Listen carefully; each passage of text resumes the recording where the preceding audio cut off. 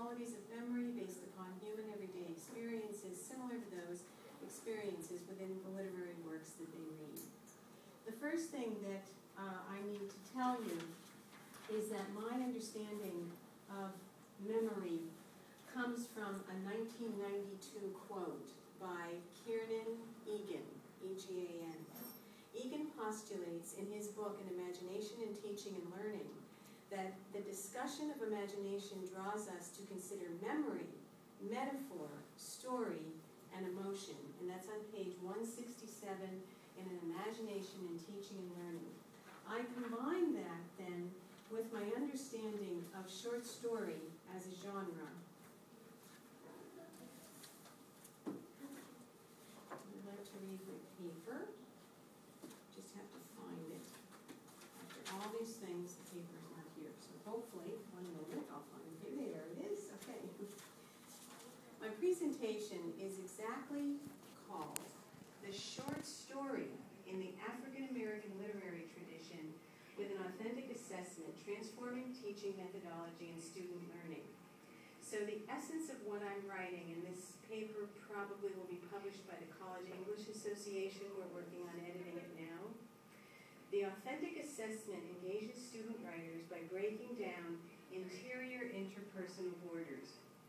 And I take that topic from Multiple Intelligence Theory by Howard Gardner, who I worked with in my dissertation. I presented the dissertation research 3 years ago, which was using modern music to teach literature. And last year I used blogs and wikis to teach literature, and this year I'm using short stories to teach literature. The short story, as an authentic assessment, engages students by the concentrated study of sets of short stories that contain meaningful themes, characters, human emotions. Readers can significantly conquer self-doubt and break down self-imposed borders. Through reading, analyzing, discussing, and eventually writing short stories, creators develop self-understanding. I'd like to take a moment to show you 4 different short stories that I'm working with in this presentation. And they are all available to you. The first is an online book.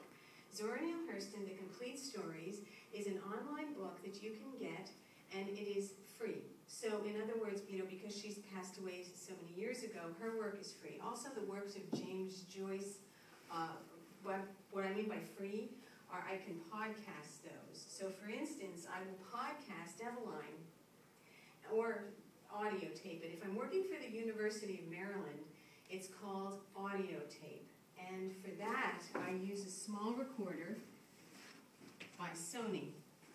And I also audio tape other things like responses to student essays. So I'm doing audio tapes on this small recorder. And generally what I do, then I transfer it to my Mac, I save it on the desktop, and then I can email it to them as a file through private messages in WebTyco, University of Maryland, or Lehigh University through what we're using, Blackboard or something like that. Okay, it's a small audio tape. But the podcasting also works with the auditory learner. The other book that I'm using, my book is available as an e-book, and that's at the bottom of your framework. The link to that is there. And this is the research that took 10 years to do, where I started actually by studying Hispanic American literature, which can encompass many different, as you know, groups. And from there, I was able to use New Historicism, deconstruction, writing process theory, Hispanic American literary tradition, and reader response theory to process combining atmosphere that provides writers and writing students with spaces to plan, revise. But really, I started thinking, can students do more? Can't they do travel writing and author impersonation, service writing, personal memoir? And I found all of that in Hispanic American literature. And I found magic realism in Zora Hurston. But the writer who helped me the most, and the writer who is keeping my students alive, is Chinua Achebe. So I'm going to be talking about him in the paper and showing you exactly how I use his works.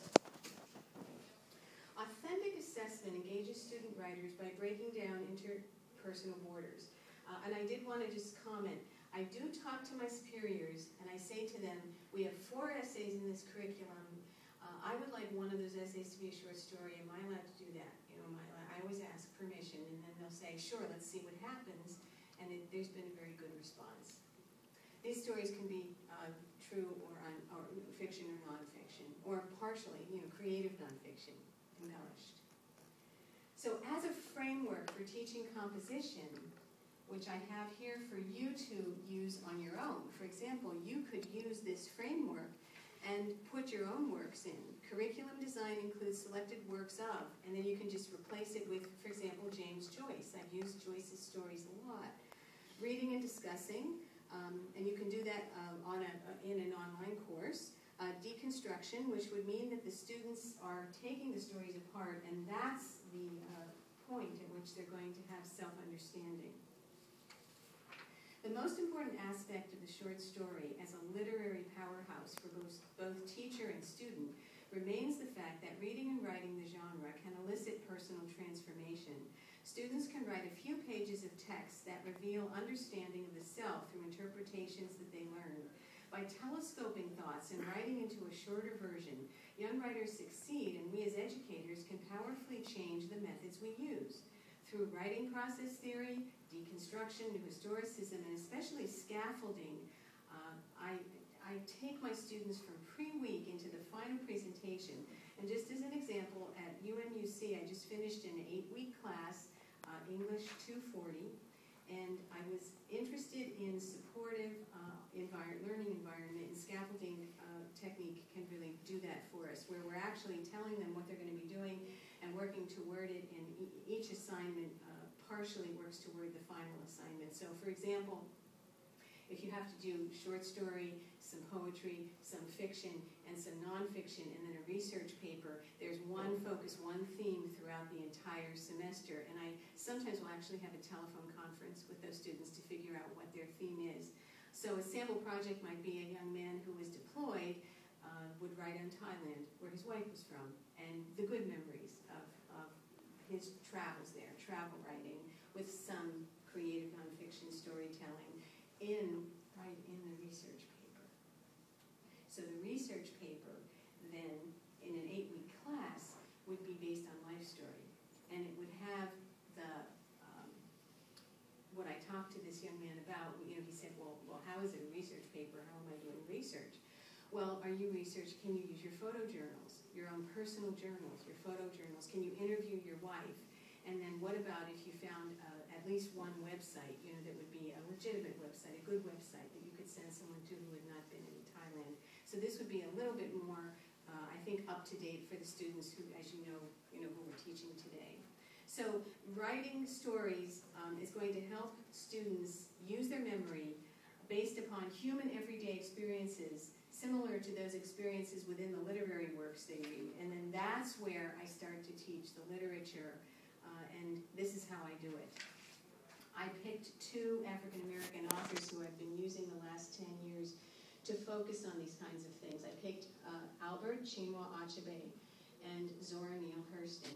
And I brought these 2 authors to my departments, in fact, in the modern novel class, which I designed and I'm teaching this fall at UMUC. I was allowed, fortunately, to reconstruct the canon there. And so these 2 works will be in the canon with a few other novels by, old dead white folks. Okay.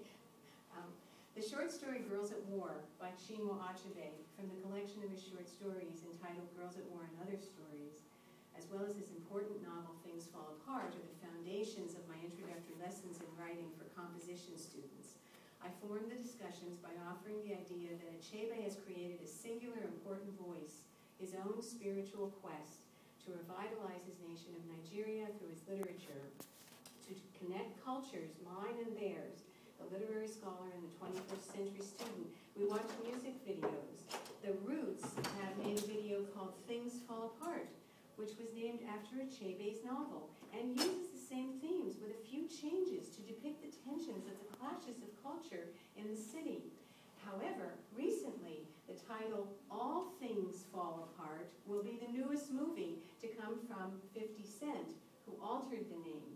In fact, the film will open at the Urban World Film Festival on September 18th, 2012. The singer offered Achebe $1 million to use the exact title, but Achebe now refused.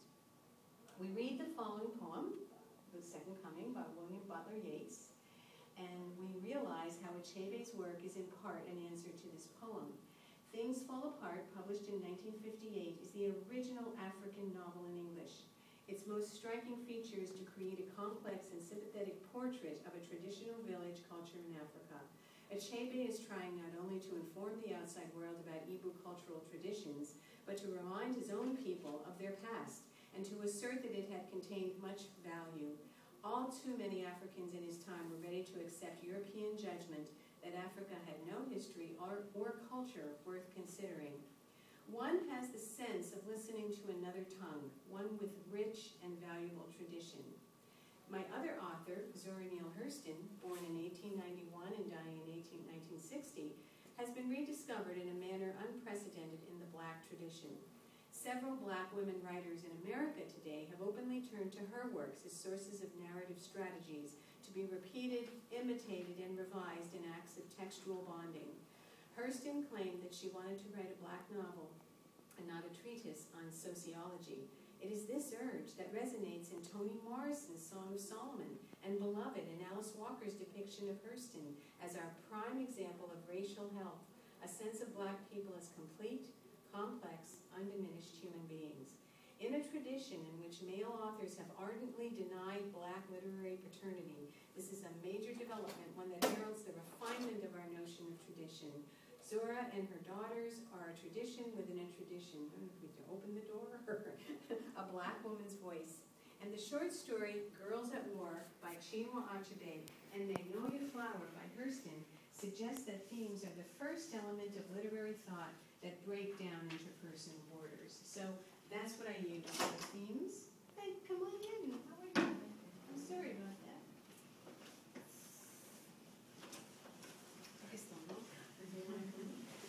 Okay, may I ask what the time is? 12:20. 12 minutes and 21 seconds. Okay, so it's 1:20 actually. 1:12? Right now it's 1:13. Thank you. And you go to 1:20. Yeah. I still have time. Does that include questions? Do I need to stop 5 minutes earlier for questions? Yes? If we had I believe questions. so. Yes. Oh, all right. Very good. So my conclusion, the conclusion to this paper. The characters in the two short stories, Girls at War and Magnolia Flower by Zora Neale Hurston, signify that interpersonal knowledge students need to filter the literature into meaningful attributes will echo their own lives and aspects of their own contemporary culture.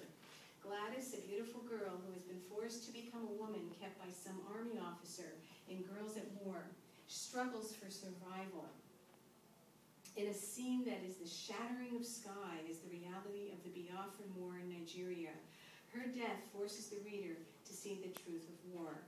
Achebe deals with the themes of African American tradition, the disintegration of old tribal customs to political turmoil in Nigeria. On the other hand, Hurston creates Magnolia, who experiences the abuse of her father because she fell in love with John, runs away with her lover, then comes back 40 years later with her same lover, John, by her side to revisit and to find redemption.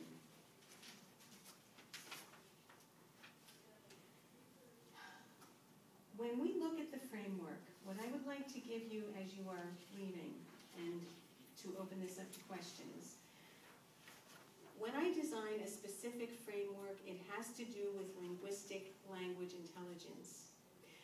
In my breakthrough dissertation, I wrote a book called Music Transforms the College English Classroom, and that research, again, that I presented here 2 years ago, broke the initial idea that the founder of multiple intelligence theory had, that linguistic and music could not blend, that those two intelligences had no relationship.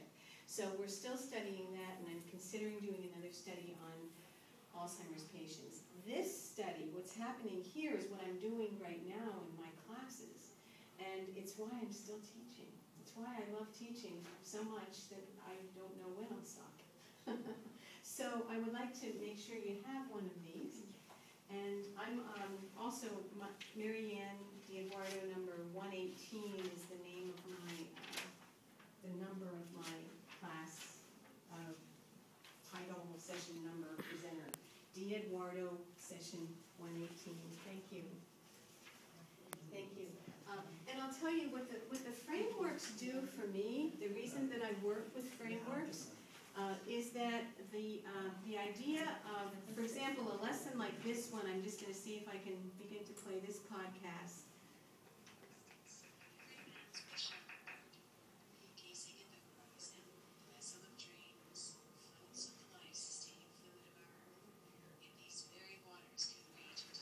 This is an audio tape.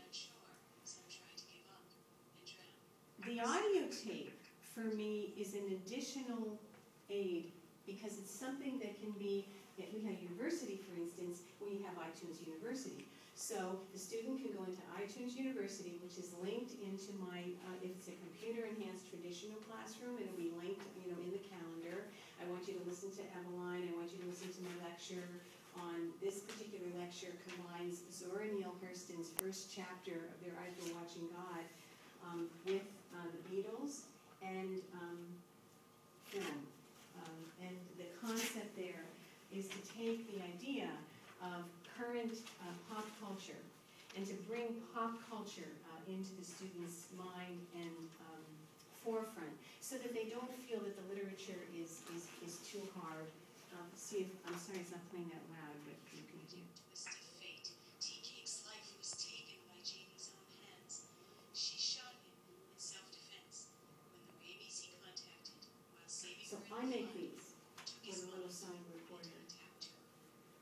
She returned to Eatonville and to her store. Her friend Phoebe was there. Like the mighty phoenix, she rose to be reborn from the ashes. So you can see here, I'm using literary language. Protagonist overcoming horrific tragedy is an example and a comparison in Blackbird. They state that the blackbird is broken blind and sings the dead of night, suggesting that it finds joy in even the darkest of times. Blackbirds singing in the dead of night, take these broken wings and learn to fly. All your life, you were only waiting for this moment to arise. Blackbirds singing in the dead of night, take these sunken eyes and learn to see. And then we're doing a film, Return to On Me, the surface, this may which sound is sad. Anne Hunt's It is not film meant to about a be. woman It who is meant to inspire has the heart of protagonist will the, fly. the wife who And passed again, the away. director, Bonnie Hunt, presents her gets a tragic new organ. protagonist. So I mean, how metaphorical is that?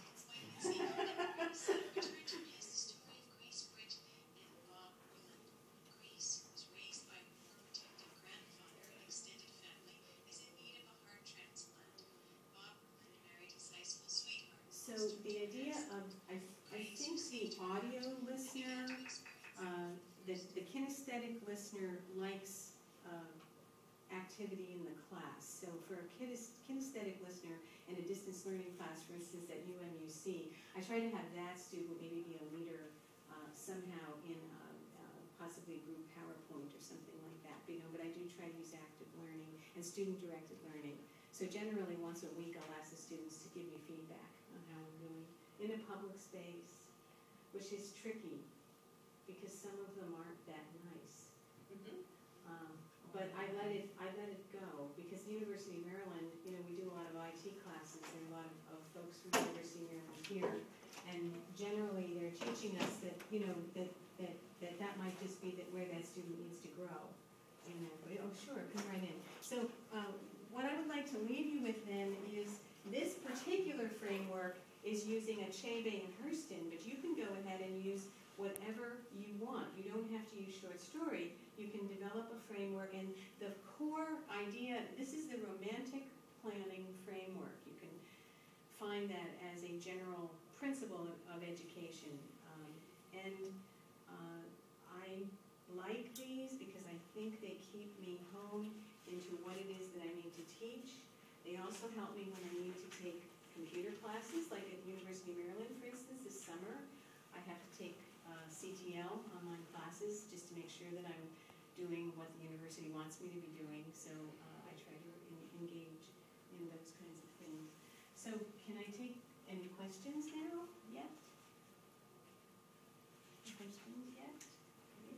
I like to make my, my sessions active, so I just wanted to play for you. This is an exact, the beginning, you could hear maybe just the opening paragraph of a student essay. You are now at 20 minutes and 19 seconds. So you're good. So I'll thank the student for letting me use their